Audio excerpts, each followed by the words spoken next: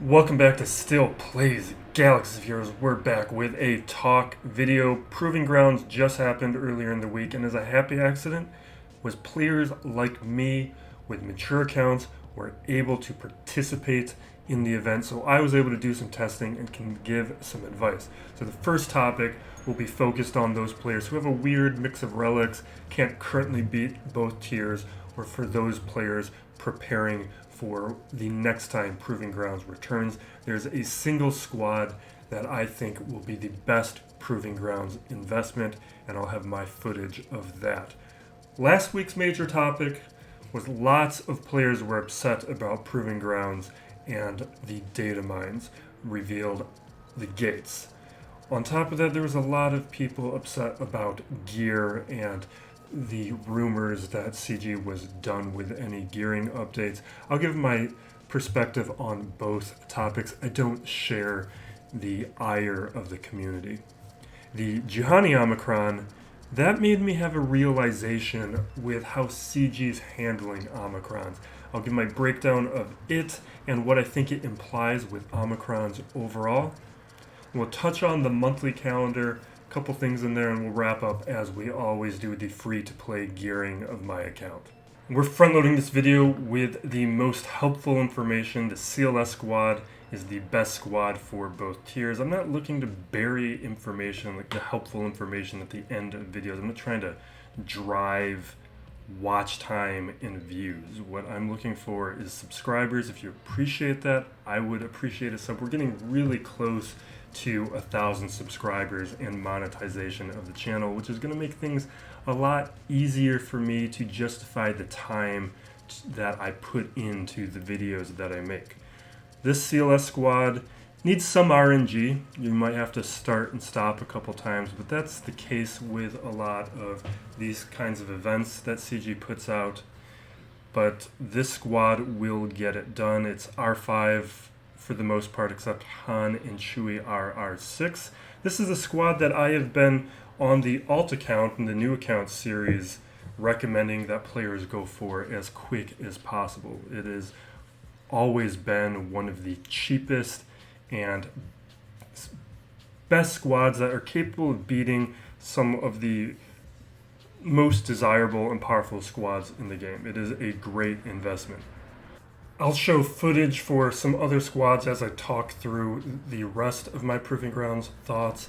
This is Tier 2 on CLS. Darth Revan could beat Tier 1. Padme could beat Tier 2.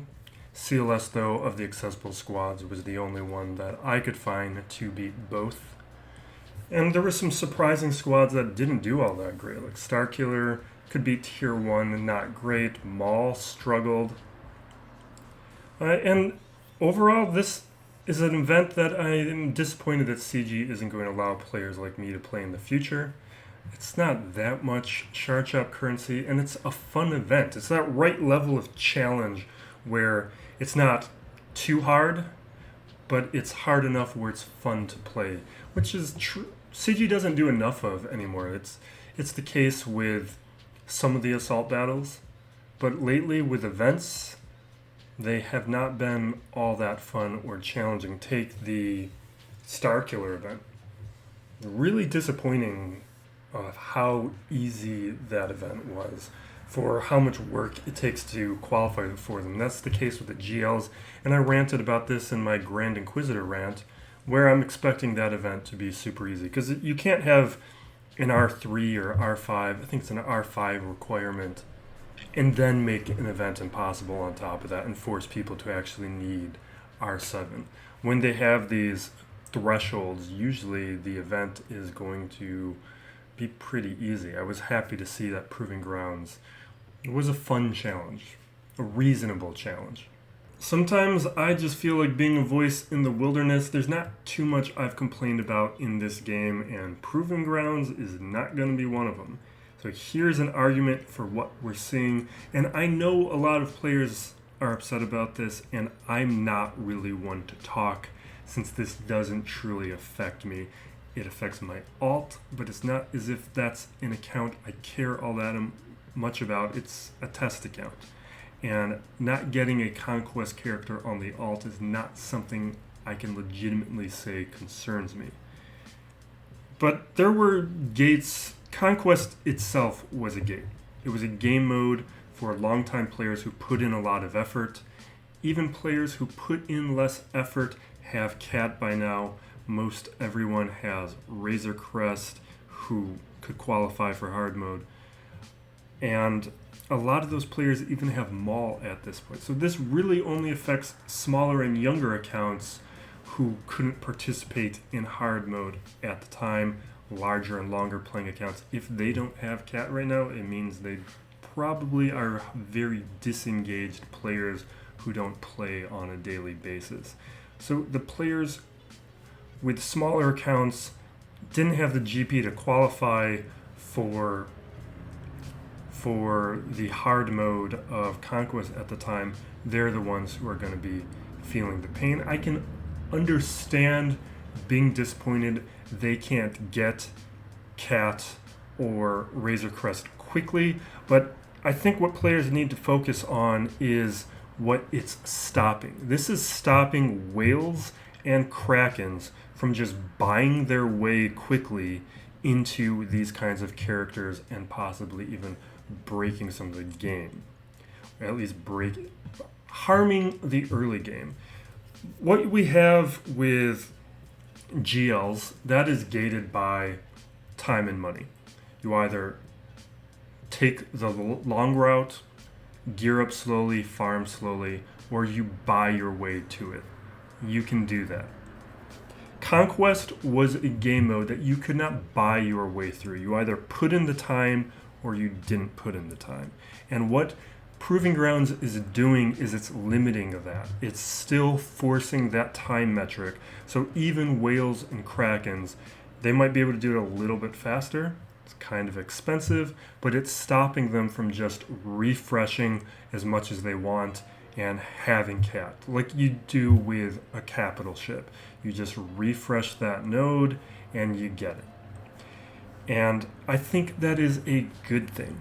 And it's a good thing for players like me who do already have these Conquest characters, because it allows us to have these large windows of time where we are able to benefit from the time investment that we put into these characters. And I know that's disappointing for younger accounts that they can't take advantage, but it's at the same time, it's protecting players like you.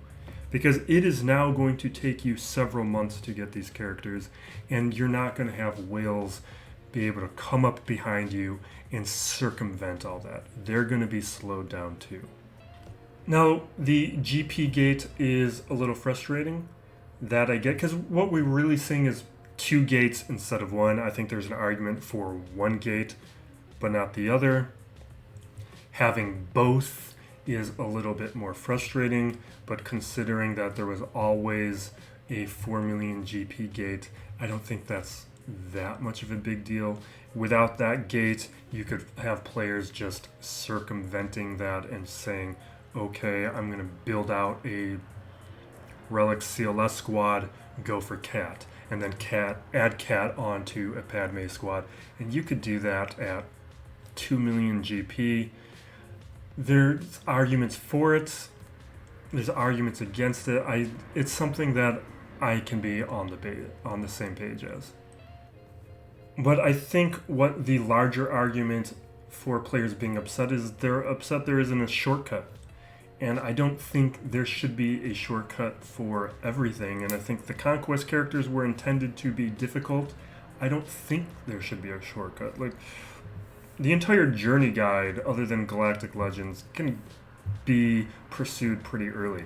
I think, especially after accounts get accelerated, or not accounts, the character shards get accelerated, there's an argument that new accounts should be going for Star Killer right away. That's 4 characters, Relic 5. That is super accessible. You could be having a Star Killer squad that can counter at least a Raid GL at a really low GP level. That is way more efficient than going for a GL at the start of an account.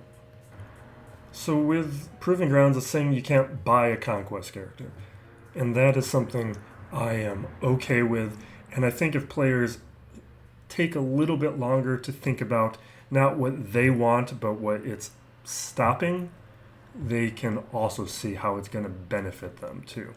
There was an update today that is formally announcing that players like me will no longer be able to participate. So unfortunately, I'm probably not going to be able to give further advice when Maul is added unless my alt account gets to a level where it can participate. It's probably something I'll do, but there's other testing things that I've been wanting to limit gear and relics on that account for, so that I can maintain that account for the gear 11 testing that I like to do.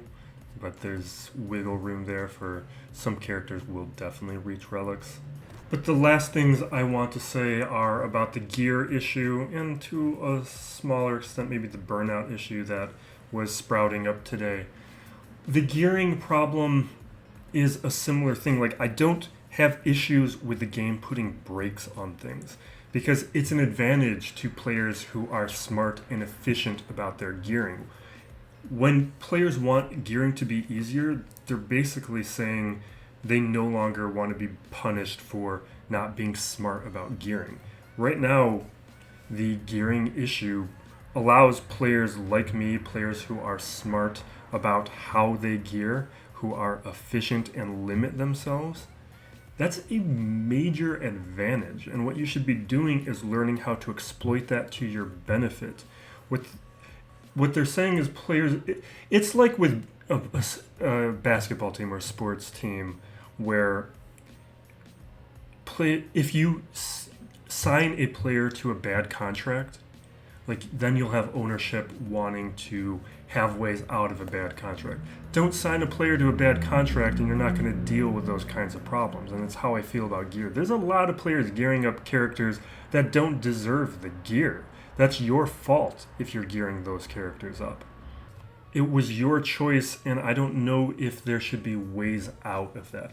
Now, the one thing is those relic materials, the scavenger materials, the easiest ones, the lowest tier one that you just need a ton of, that material could see a boost somehow, some way, where it is to a point where no matter how efficient you are, how careful you are with relics, you are going to burn through those. And it's something that I think punishes younger accounts. Like, I am going to get to a point where I burn through that gear. I've been pretty careful, but I'm starting to get low on it. But I've been playing for a long time. I had a long time, multiple years, where I could accumulate that gear. It's something that newer accounts aren't able to do. A new account is going to burn through that gear before they've ever hoarded it to a sufficient amount. And I think more than anything, the argument for that lower level gear that is turned into scavenger materials is to be more equitable and fair to those lower GP and younger accounts who did not have the same amount of time as players like me to hoard and accumulate that stuff when there was no use for it. The Juhani Omicron, Territory War Omicron, but it's a good Omicron. Functionally, what this really does is add utility to Starkiller in a Territory War context, because what makes him good in Grand Arena are his Omicrons in that game mode. So what we're starting to see with these Omicrons is certain characters work in one game mode and become poor characters in another. But what CG is doing is they're addressing this with how they have been spreading out Omicrons between Territory Wars and Grand Arena. We saw this most recently with First Order TIE Pilot, who added the Grand Arena utility to that Phasma team, where the Phasma Omicron made it good in Territory Wars. Same thing happened with Zam Omicron in Grand Arena and Embo's Omicron in Territory Wars. We're seeing CG addressed the limited utilities of these squads, and I think that's how we should be looking out for some of these Omicrons in the future. This is what this Omicron has made me really realize and highlight, is CG finding ways to make sure all these characters remain relevant. And that raises the question, what other characters could we see? Like, what we have is a character like Iden Verso. Very good in Grand Arena, and not as good in other game modes. I could easily see a scenario in which we see a territory where Omicron added maybe to Range Trooper, maybe to Shore Trooper. There's a way to add an Omicron to a trooper which will make Iden Verso usable in Territory Wars. There's a lot of room for these things where Boba Fett right now usable in Territory Wars, not as good in Grand Arena. Maybe Fennec gets one. Maybe we have a new character like Chrysanthemum get added to the game who has a Grand Arena Omicron that makes Sign of Django more usable in a Grand Arena context. Same thing with Akbar and Leia. They're a great Grand Arena pair. That squad is not going to work. I have been hoping Ahsoka Tano Fulcrum was going to get a Grand Arena Omicron, but I think that is highly unlikely at this point. I do think she's a candidate for a Territory War Omicron. You could see a way in which she could get one that would offer a squad for Akbar and Leia to be used in Territory Wars and for those characters to maintain the investment level between game modes. To a lesser extent, we're seeing the same thing with droids. I think they're a opportunity for a similar thing. Like T3M4 has a Territory War Omicron. Sortie in Conquest. There is no Grand Arena counterpart currently. I think we can be looking out for a droid possibly to get that. It could be IG-88, I think would be a good candidate. IPD already has a Territory Battle one. But it could even be L3 or another droid. I think for a long time we've been saying there's a possibility that we could see something in the Resistance faction. They don't have a lot. Rose exists, not all that great. But there's no Territory War counterpart. The Vets have long been someone I think makes sense, where they make a lot of sense as an Omicron character, especially for the Resistance faction, where they could up the level of utility for that faction in that game mode. And for what the Juhani Omicron does in Territory Wars, start of the battle, Juhani taunts for 2 turns, then Juhani it will be granting redeemed to a random dark side unaligned force user, and with the exclusions, the big one being Empire, that means Starkiller is going to be the one getting redeemed, and a random light side force user ally, which because there's only going to be one more slot, it's going to be Visas in most cases, unless you're not using Visas, but it doesn't make sense not to use her. Redeemed will be giving plus 35 speed. Whenever an ally with redeemed uses an ability, all allies with redeemed assist, so Juhani and Visas will be assisting. And whenever an ally with redeemed gains a buff, dispel all debuffs on allies with redeemed. That's going to help a lot in making sure that Starkiller and Juhani aren't being stunned or having a bunch of debuffs. And then whenever an ally with redeemed is damaged, allies with redeemed gain turn meter. When an ally with redeemed is inflicted with a debuff, all allies with redeemed recover protection. So that's all really nice, because some of the things, especially with a Gear 11 Visas, there's not enough survivability there. She really needs to be higher gear for me. It's just, I'm careful with my gearing in general. I go about it slowly. So this is adding a bunch of survivability. Like, I don't know if I'm ever going to put this Omicron on because of Territory War Omicron, but it's a good one and it makes sense why to do so. With the event calendar, always like to pay attention to daily login character. We just had T3M4 in one of those calendars, and then we had Sortie as a release. This time we're getting Baze. Baze isn't a pilot, so I don't know if I think it means anything for Rebel ships. Is normally where my mind would go.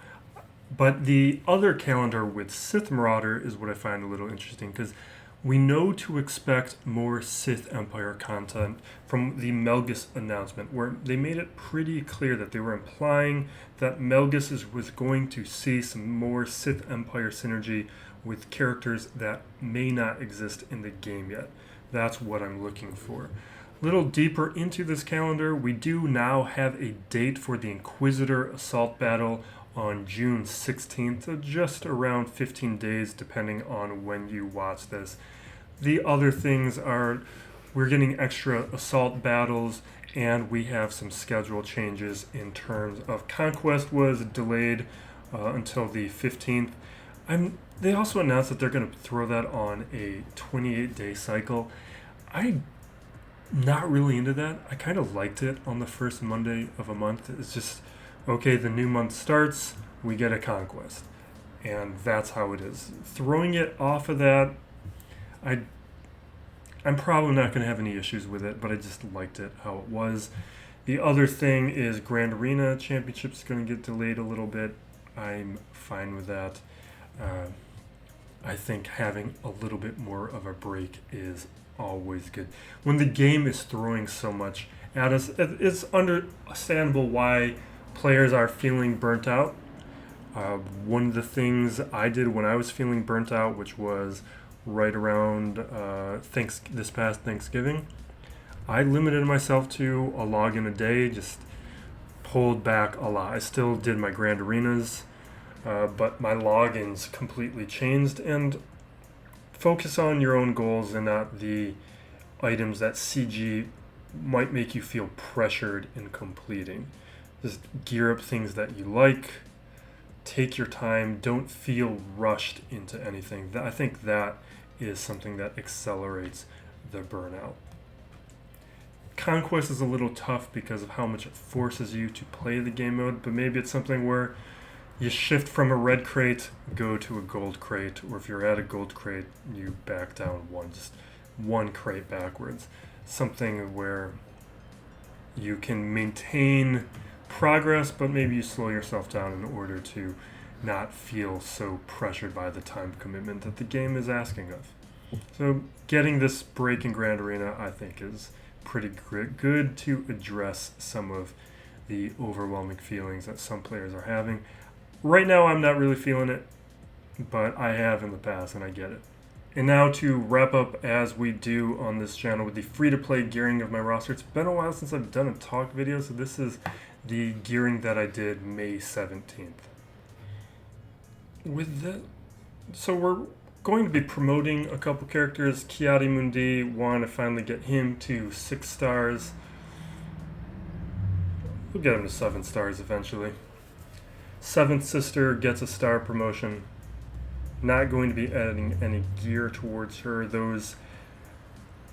I'm going to throw the Kairos that I've been saving in other locations. Bunch of promotions here on ships, getting the 6 star on both the MG100 and the TIE Echelon. Still not seeing enough. I probably need to relic those pilots, but I'm taking my time. They're better, they're much better than 4 stars. So with the Kairos, I only had so much to go around. You can see the counts. I'm going to take Fennec up. This is for 3v3, and because I'm going to buy some, because I'm close enough to add a Cairo. I think I probably have 250 already of the Cairo prod, so using crystals on those gives me a extra Cairo tech. But we take Fennec up to relics where she needs to be in order to for her to be one of those effective and dangerous characters that she's capable of being. She needs to be a relic. She's a required one. And one I delayed for a while, but 3v3 made her way more justifiable to add that relic on. And now I have a maybe not viable, because she probably needs to be higher relics, but she's in range of being a Lord Vader counter. Now I'm looking at these Kairos for the Inquisitors, but I'm making a choice. Do I go Sortie?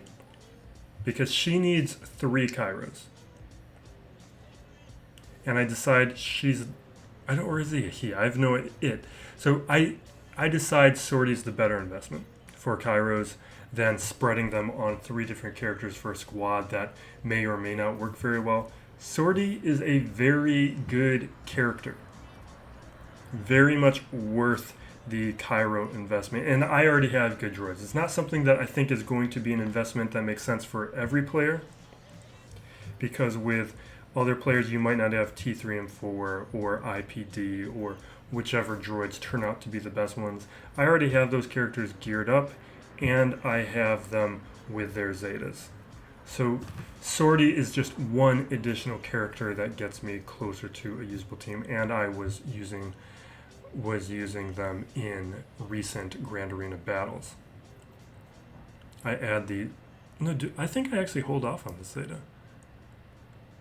This is one of the most recent Zetas that I think is in that luxury zone.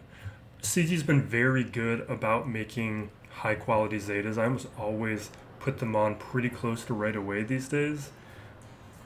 Eighth Brother is one where I read it, the extra damage is fine, but it's not really what that squad needs.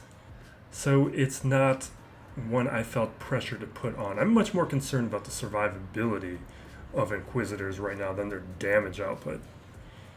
But that is how I handled it for this week. And we will wrap it up there. I'm going to try and get out another couple talk videos pretty soon. We're due for the quarterly speculation video, and I've got a backlog of at least 2 separate weeks of more free-to-play gearing that I would like to get out before we start piling even more gearing videos in on the pipeline. So look out for those fairly soon. Be safe out there, everyone. Be excellent to each other. This is Still Plays Galaxy of Heroes.